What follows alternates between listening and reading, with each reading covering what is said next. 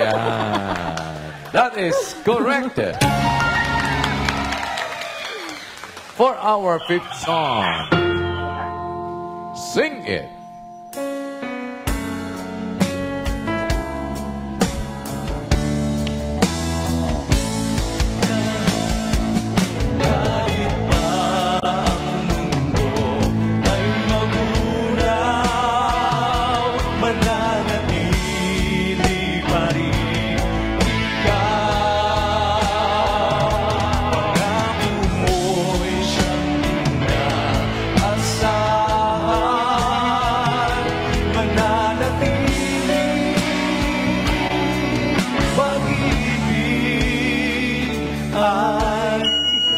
Sing it, Calendula. Oh, yan pa lang. Okay. Hawiyan sa liwanag mo dala.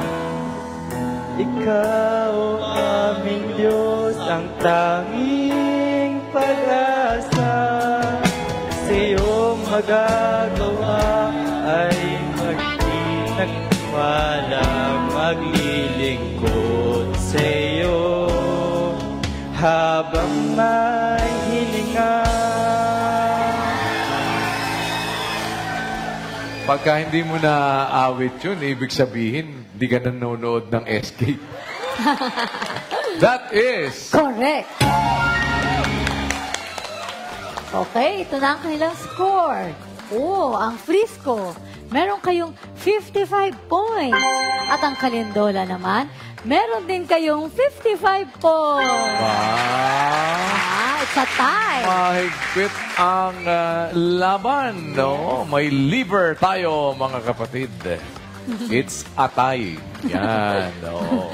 It's a tie. Para sa ating ngayong third category, handa na ba kayo sa ating In the Bible?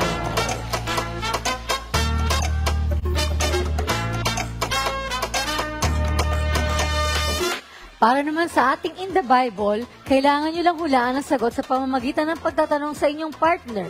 Ang mga tanong ay dapat masasagot lamang ng oo, hindi, at pwede. Ang mga sagot ay magagaling sa mga kategorya ng mga tao, parte ng katawan ng tao, pagkain, bagay, lugar, hayop, ugali ng Kristiyano at aklat sa Biblia. Bawat team ay bibigyan ng 2 minuto para mahulaan ang tamang sagot.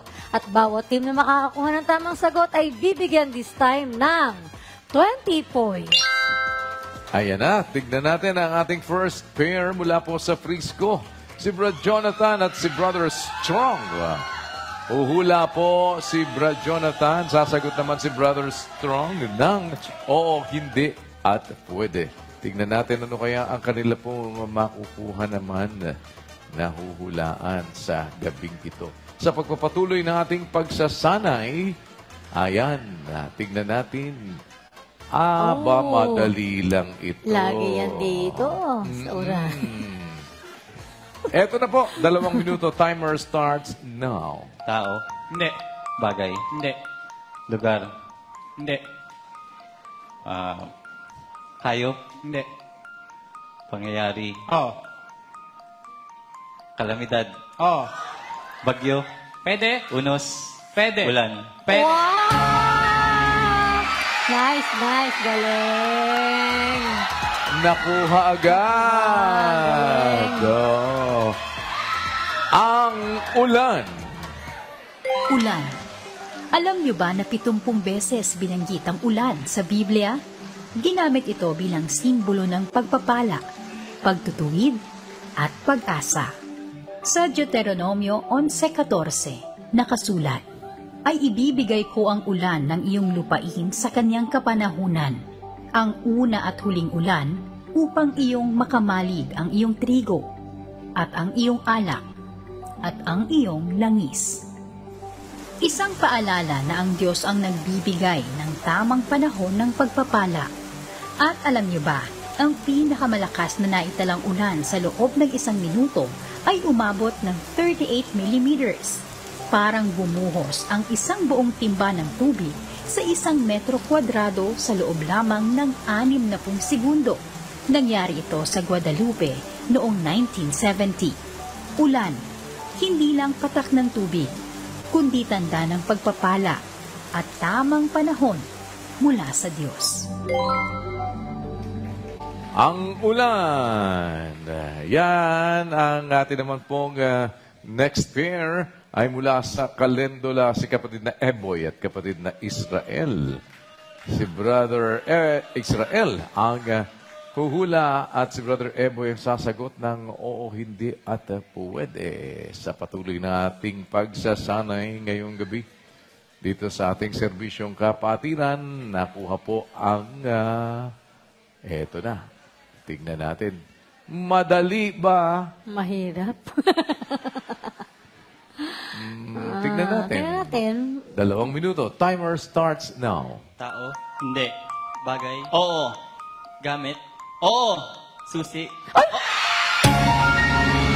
Galing mo, hindi mo pa nakita.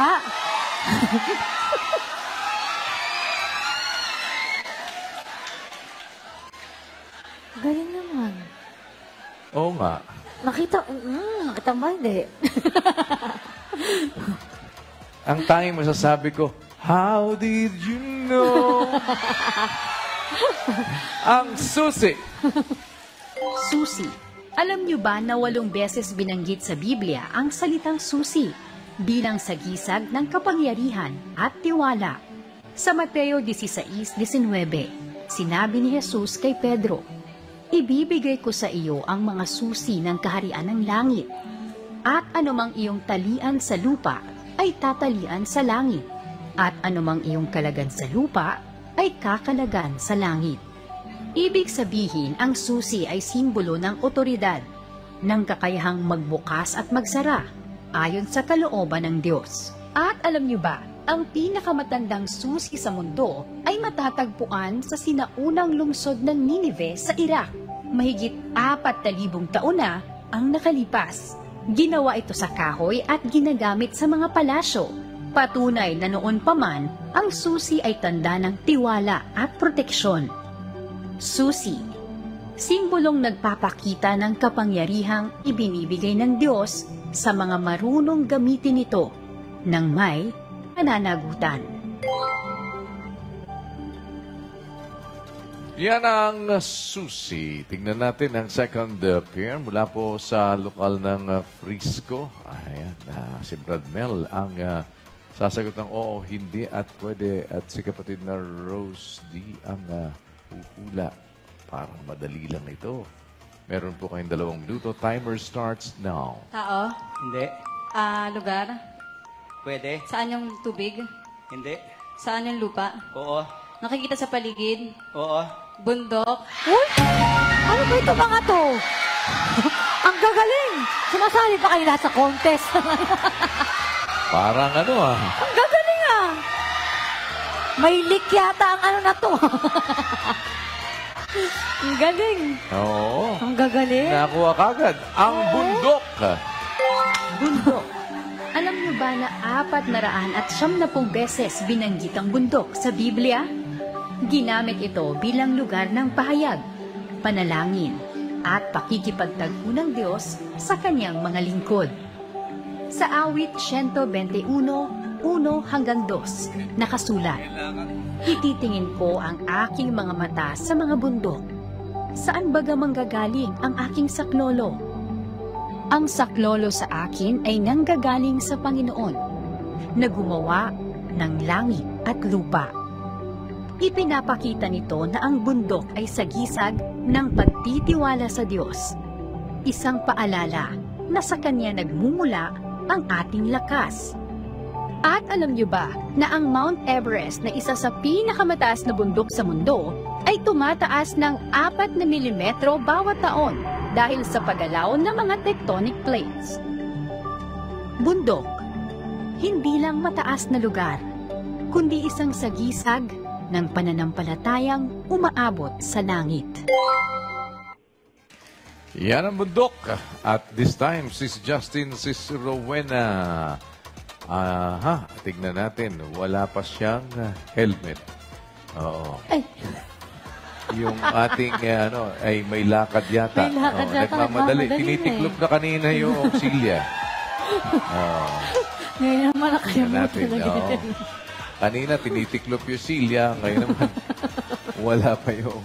Ayan na po. Tingnan natin. Ano kaya ang kanilang uhulaan? Aba, madali lang ayan, din. madali Oo. talaga yan. Madali lang talaga ito. Meron po kayong 2 minuto. Timer starts now. Tao. Oo. Parte. Oo. Sa labas. Oo. Sa taas. Oo. Buhok. Hindi. Noo, kilay, Hindi, mata, hindi, ilong, hindi, bibig, Hindi. tenga. Hindi. Sa mukha. Hindi. Leeg, batok. Oo. Yan. Talaga naman. Ang kagaling. Parang pinag-practicean nila talaga. Walang nahirapan. Kuha kagad ang leeg. Alam niyo ba na 66 na beses binanggit ang leeg sa Biblia bilang sagisag ng katigasan ng loob ng tao? Sa Kawikaan 29:1 nakasulat, ang madalas na masaway na nagpapatigas ng kanyang leeg biglang mababali at walang kagamutan. Ipinapakita nito na ang tao na may matigas na leeg ay tumutukoy sa taong ayaw magpasakop o makinig sa Diyos. At alam niyo ba, ang leeg ng tao ay binubuo ng 7 buto o vertebrae, kapareho ng bilang ng mga nasa giraffe, kahit mahigit 2 metro ang haba ng kanilang leeg. Leeg, paalala na hindi tayo dapat magpakataas, bagkus ay magpakumbaba sa harap ng Diyos. Ang leeg, yan. At ang score ngayon. Okay, Frisco, meron 95 points. At ang Kalindola naman, meron ding 95 points. Tayo pa rin. Ganon kahigpit kayo ng laban. Yes. Oo. It's a tie pa rin. Tignan po natin kung ano ang magiging kasunod na pangyayari. Pero pansamantala, bigyan natin ang daan natin po mga kapatid mula sa audience with Brad Mon Hoxon and Sis Grace Cosare. Salamat po sa Diyos, Ate and Kuya, at bigyan na po natin ng pagkakataon ng ating audience makabahagi po sa ating SKAP ngayong gabi. Unahin po natin dyan sa dako ni Sis Grace. Salamat sa Diyos, Bradmon, at magandang gabi po mga kapatid. At ngayon, sa ating audience participation, kasama po natin si Sis. Ano po pangalan nyo at taga-anong lokal po kayo? Sis Medi Aquino po, taga-lokal po ng Kulo. Taga-lokal ng Kolo. Sis Medley? Medi. Medley parang awit? Opo. No? Sige po, ready na po kayo, Sis Medley. Aawit po tayo. Kapag huminto po yung ating singer, dudugtungan po ninyo yung awit. Okay po. Ready po na, Sis Medley. Sing it!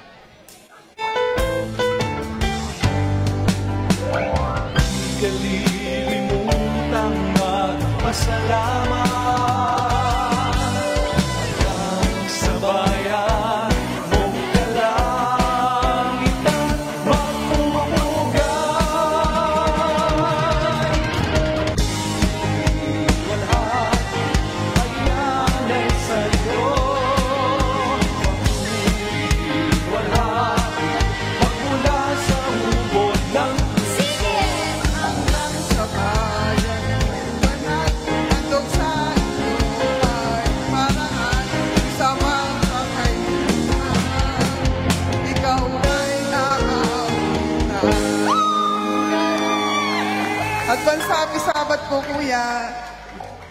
May medley po niyan eh. Gusto niyo po medley? Okay na po. Mahaba yung medley. Medi. Pakinggan po natin kung tama pong inawit ni Sis. Dahil dyan, meron po kayong MCGI Cares jacket. Sakto po yan, malamig. Galing Salamat po po sa yan Diyos kay... MCGI, walang iba. Noon at kailanman ay